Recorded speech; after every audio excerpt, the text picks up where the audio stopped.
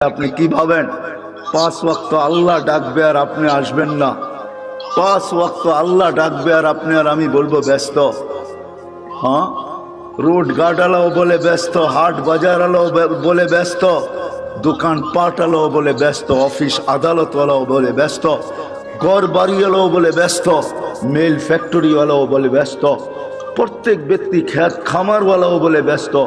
প্রত্যেক ব্যক্তি যাকে জিজ্ঞাসা করবেন আজানের ধ্বনি কানে আসে, কিন্তু সে বলে আমি ব্যস্ত ব্যস্ত ব্যস্ত ব্যস্ত। আসে তো কয়জন আসে? যুবকও বলে আমি ব্যস্ত, এমনকি বৃদ্ধও বলে আমি ব্যস্ত, নারীও বলে ব্যস্ত, পুরুষও বলে ব্যস্ত, সব শ্রেণীর মানুষ বলে আমি ব্যস্ত। অথচ ডাকে কে? হ্যাঁ, কোন আল্লাহ? কোন আল্লাহ ডাকে?